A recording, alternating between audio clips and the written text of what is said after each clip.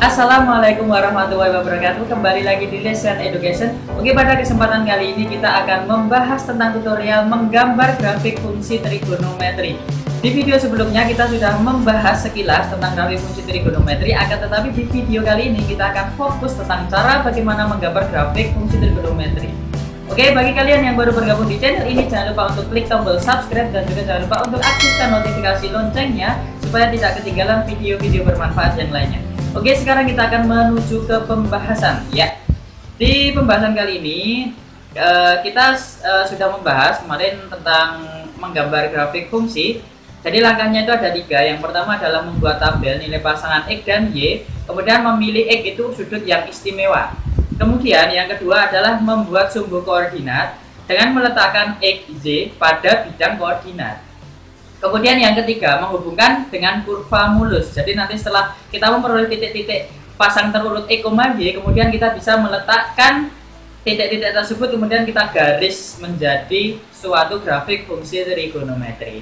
Sebelum kita masuk ke contoh soal, akan saya jelaskan sekilas yaitu tentang cara menggambarnya. Jadi yang pertama di sini ada membuat tabel. Jadi kita buat tabel dulu dengan X, Y ya, X, Y.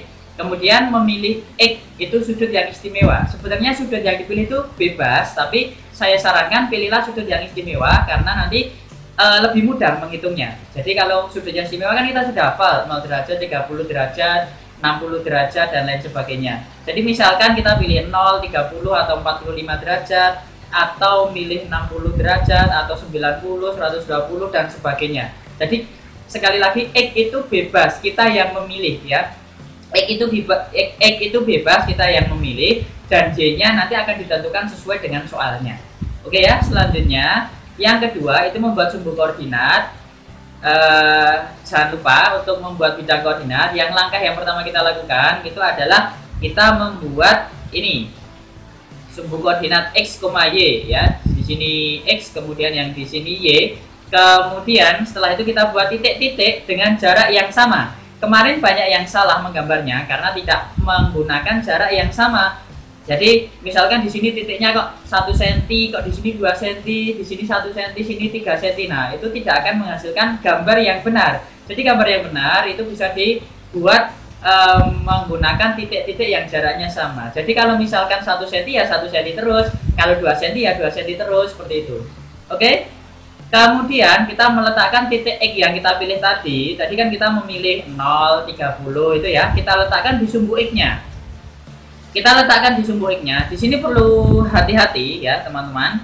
Perlu hati-hati kalau meletakkan titiknya. Tadi kan kita sudah membuat titik yang sudah jaraknya sama antara titik satu dengan yang lainnya. Nah, sekarang untuk meletakkan titik-titiknya, misalkan ini antara 0 ke 30 ya, 0 ke 30. Itu juga selisihnya berapa? 30 ya. Kalau selisihnya 30 berarti 30 ke titik yang selanjutnya. Kalau di sini 60 berarti kita harus selisihnya sama gitu ya. Jadi misalkan dari 0 ke 30 tambah 30 lagi 60, tambah 30 lagi jadi 90, tambah 30 lagi 120 dan seterusnya. Itu harus sama. Jadi kemarin ada yang menggambar itu setelah 30, kemudian 45, kemudian 60, kemudian 90. Jadi kan jaraknya dari 30 ke 45 itu berapa? 15 ya, 15. Kemudian 45 ke 60 itu 15 selisihnya. 60 ke 90 itu selisihnya 30. Jadi seperti itu sebenarnya nggak boleh ya. Apakah 45 nggak boleh dimasukkan? Boleh, tapi kalau memasukkan ke 45 itu harus berada, 45-nya itu harus berada di antara titik 30 dan 60. Jadi 45-nya harus ada di sini ya. Bukan 60-nya ini diganti 45, bukan. Itu nanti gambarnya salah. Jadi paham ya? Jadi antara jarak yang satu dengan yang lainnya itu harus sesuai supaya nanti gambarnya tidak salah. Oke ya. Sekarang itu kan sudah paham ya, jadi menentukan titik-titik yang berada di sumbu X. Kemudian kita akan meletakkan titik-titik yang berada di sumbu Y ya. Di sumbu Y itu yang pertama kita lakukan adalah kita meletakkan titik maksimum dan titik minimumnya. Jadi yang atas itu misalkan kita tulis saja satu titik dulu boleh. Ini yang atas ini misalkan nilai maksimum suatu fungsi, kemudian yang bawah itu nilai minimum suatu fungsi. Jadi yang bawah ini kita anggap sebagai titik minimumnya, ya, titik minimumnya. Yang perlu kita ingat, yang perlu kalian ketahui bahwa nilai sin cos itu nilai maksimumnya itu pasti 1 dan nilai minimumnya pasti min 1, ya. 1 dan negatif 1. Nilai maksimumnya 1, nilai minimumnya negatif 1. Itu pasti nilai sin dan nilai cos. Kalau nilai tan itu kan paling tinggi kan itu ya, tak hingga kan, grafiknya kan kemarin tidak menentu ya. Jadi terus mendekati tak hingga dan ke bawahnya juga mendekati tak hingga ya. Jadi untuk nilai sin dan cos maksimumnya 1, diingat, nilai sin maksimumnya 1, nilai cos maksimumnya 1, nilai sin nilai minimumnya min 1 dan cos juga minimumnya juga min 1 gitu. Jadi misalkan ini saya punya fungsi fx sama dengan sin x, ya. Fungsi fx sama dengan sin x artinya kalau kita meletakkan ini nilai maksimumnya, sin x tadi berapa? 1 kan. Jadi di sini bisa kita tulis 1, ya. Kalau yang ditanyakan itu fungsi fx sama dengan sin x, ya. Kemudian nilai minimum dari sin x tadi apa? Min 1, ya. Berarti di sini min 1. Itu kalau fungsinya sin. Nah, sekarang kalau fungsinya yang lain. Kalau fungsinya yang lain misalkan ini. Contoh fx sama dengan 3 cos x. Ya. 3 cos x, ya. Kita ingat cos x tadi nilai maksimumnya juga 1. Kalau nilai maksimum cos itu 1, ingat ya, nilai maksimum cos dan sin itu 1 dengan nilai maksimum fx-nya itu berbeda ya. Karena ini fx-nya itu 3 kali cos x ya. Jadi cos x tadi nilai maksimumnya berapa? 1. Berarti nilai maksimum dari fx adalah 3 dikali 1. Berapa? 3. Berarti di sini bisa ditulis 3 ya. Kalau nilai minimum, misalkan minimumnya itu min 1 ya, minimumnya kan min 1, berarti nilai fungsi fx itu nilai minimumnya 3 dikalikan min 1, yaitu min 3 ya. Berarti di sini bisa ditulis min 3. Paham ya? Jadi sesuai fungsinya. Oke, sekarang saya kasih contoh satu lagi. Jadi misalkan ini fx sama dengan 4 cos dalam kurung x min pi per 3 ditambah 1 ya. Jangan bingung kalau menemukan soal seperti ini. Ini kita lihat nilai cos ini kan jadi 1 ini ya. Nilainya jadi 1. Jadi kalau ada pi per 3 seperti ini jangan bingung. Pi per 3 itu kan 180 dibagi 3 berapa?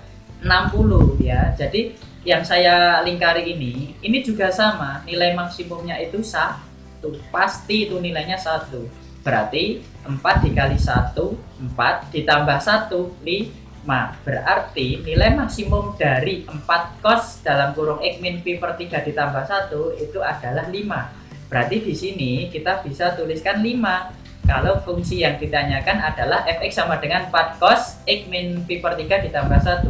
Kemudian cos nilai minimumnya untuk yang ini juga sama, min 1 pasti. Berarti 4 dikalikan min 1 itu hasilnya min 4, kemudian ditambah 1 berarti hasilnya berapa? Min 3. Berarti nilai minimumnya min 3 ya. Jadi untuk fungsi fx sama dengan 4 cos ini plus 1 ini itu nilai maksimumnya 5, nilai minimumnya min 3. Nah, begitu cara menentukan titik yang berada di sumbu Y. Oke, sekarang kita lanjutkan. Sekarang hubungkan dengan kurva mulus. Jadi yang dimaksud dengan kurva mulus itu bentuknya seperti ini. Jadi ketika kita menggambar itu tidak ada patahannya, jadi mulus seperti ini. Nah, atau bisa juga seperti ini ya, itu namanya kurva mulus. Contoh kurva yang tidak mulus itu ada patahannya, contohnya seperti ini. Ini kan ada patahannya yang di sini ya, ada sudutnya, itu kurva yang tidak mulus. Itu bukan kurva mulus ya. Contoh kurva yang bukan mulus itu mutlak fx, itu kan kurvanya seperti huruf V itu ya, lancip di bawah, itu tidak termasuk kurva mulus. Jadi yang grafik fungsi trigonometri itu pasti kurvanya mulus, pasti melengkung gini atau gini kalau tan ya. Oke, sekarang kita lanjutkan ke contohnya ya. Misalkan ini saya rangkum dulu caranya. Jadi ini tadi langkahnya ya. Kemudian ini contohnya, gambarkan grafik fungsi Y sama dengan 2 cos 3x plus 1 untuk x antara 0 sampai 2pi. Nah, di sini dibatasi x-nya. X-nya antara 0 sampai 2pi. 2pi kita tahu kalau pi itu adalah 180, berarti 2 dikalikan pi hasilnya adalah 360 derajat. Berarti nilai x nanti antara 0 sampai 360 derajat. Nah, sekarang langkah yang pertama kita akan membuat tabel terlebih dahulu. Nah, kemudian yang di atas ini kita kasih x, kemudian yang bawahnya y, kemudian bawahnya itu pasang terurut x, y yang nanti titiknya tersebut akan kita letakkan pada sumbu koordinatnya. Oke ya, sekarang x sekali lagi, x itu adalah bebas ya, bebas. Tergantung soalnya. Kalau soalnya sampai 360 ya nanti pada akhirnya sampai 360. Kalau soalnya hanya sampai 180 berarti kita hanya mencari x, memilih x antara 0 sampai 180. Misalkan x-nya saya pilih ini 0, 30, 60, 90 ini ya. Kemudian terus selisihnya 30 terus ya. Jadi saya sarankan selisih sudutnya itu sama terus ya, supaya nanti grafiknya tidak kemana-mana, jadi tidak salah nanti grafiknya. Nah, yang terakhir adalah 360. Nah, setelah itu, setelah kita bisa menentukan titik tersebut, sekarang kita memasukkan nilai x ini ya. Ini kan nilai x kita masukkan ke ini fungsinya, ke x-nya. Jadi x-nya ini kita ganti dengan 0 derajat.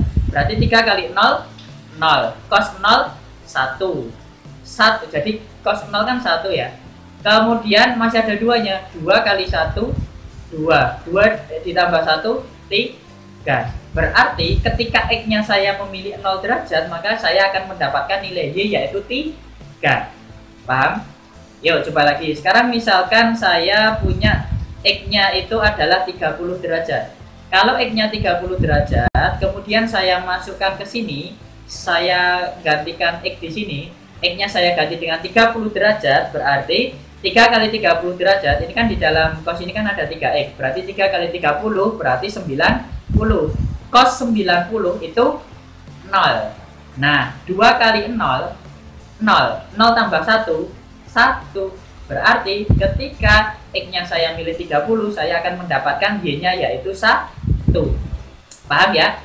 Nah, selanjutnya terus sampai dikerjakan terus seperti ini ya. Nah, ini sampai kita dapatkan titiknya. Nah, misalkan ini 150 kok bisa dapatkan 1 ya. 150 dimasukkan ke sini, itu kan jadi 3 dikalikan 150 itu berapa? 450. 450 itu kan lebih dari 1 putaran. Berarti harus kita kurangkan dengan 360 terlebih dahulu. Kalau sudah kita kurangkan dengan 360, maka kita akan mendapatkan 90 ya. 450 dikurangi 360 itu 90 ya. Berarti cos 90 itu 0. 2 kali 0 0, 0 tambah 1 1. Berarti untuk x-nya 150 kita dapatkan y-nya adalah 1. Paham ya?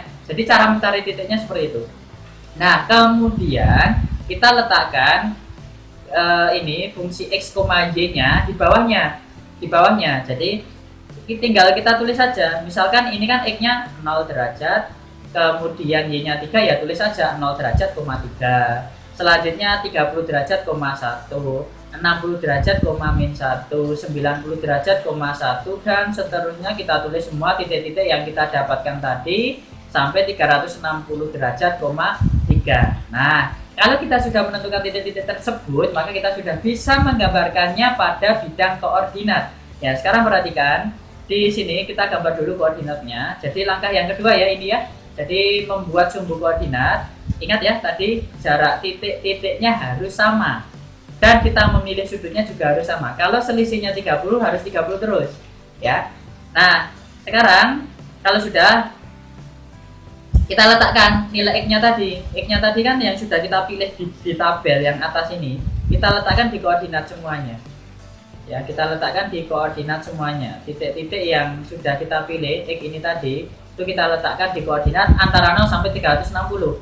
Kalau soalnya itu hanya sampai 180, maka ya sampai 180 saja, tidak perlu sampai 360 ya. Kemudian kalau kita perhatikan nilai Z-nya, sekarang kita perhatikan nilai Z-nya di sini paling besar itu adalah 3, paling kecil adalah negatif 1. Berarti paling besar nilai maksimumnya adalah 3, kemudian paling kecil adalah min 1. Berarti sebenarnya negatif 2 di sini tidak perlu dituliskan karena nanti grafiknya tidak mungkin melewati titik min 2 tersebut. Gitu ya. Oke, sekarang kita lanjutkan. Sekarang kita meletakkan titik-titiknya. Ya, meletakkan titiknya. Coba sekarang perhatikan. Ini kan di X, Y yang di sini, yang ketika saya milih 0 derajat itu kan dapat 0 derajat, 3. Berarti kan di sini 0 derajat, 3 letaknya di sini. Kemudian yang kedua, yang ini itu 30 derajat, 1, 30,1. Berarti titiknya berada di sini ya. Selanjutnya 60, min 1. Min 1 itu letaknya di bawah ya. Berarti kita dapatkan di sini 60-nya. Selanjutnya 90,1. Ini sudah ya tadi. 90 derajat, 1 berarti letaknya di atas. Kemudian 120,3 itu letaknya di atas 120, ke horizontalnya 3 berarti di sini. Kemudian 150,1 itu di sini, 150 horizontalnya 1. Kemudian 180, min 1. Jadi X nya 180, Y nya min 1. Kemudian 210,1 berarti ini 210,1. Kemudian 240,3 berarti X nya 240, Y nya 3 berarti letaknya di sini. Kemudian 270 itu di sini, jadi satunya di sini. Kemudian 300,1, kemudian ini ya, jadi berulang terus titik-titiknya. Kemudian terakhir 360,3 itu letaknya di sini ya. Jadi kita tuliskan dulu titik-titiknya. Kalau sudah, sekarang kita tinggal menggambarnya.